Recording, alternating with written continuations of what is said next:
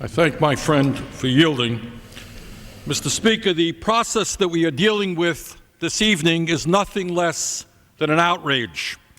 The idea that on an issue of this great importance, those of us in the minority are not being allowed to offer a resolution of our own is an insult to the democratic process and tells us why we have to end one-party government in America.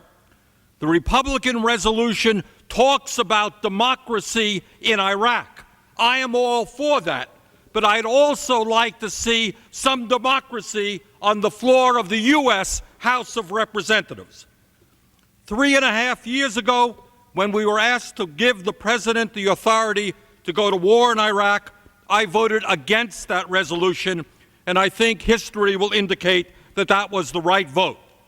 3.5 years ago, President Bush told us that Iraq had weapons of mass destruction, that Iraq was likely to attack us, and that it was necessary to wage a preemptive war against them.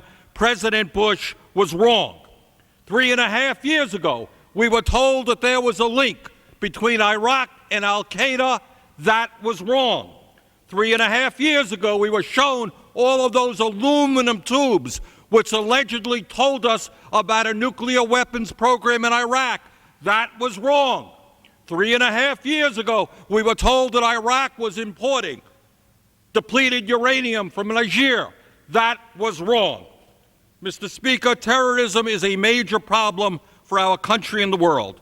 Unfortunately, in many respects, the war in Iraq has created more terrorists than it has stopped and has deflected our attention away from the fight against Osama bin Laden and al-Qaeda. Mr. Speaker, let us bring our troops home as soon as possible. Let us mount a focused campaign against terrorism with military force, with improved intelligence capabilities, and with an understanding that we need to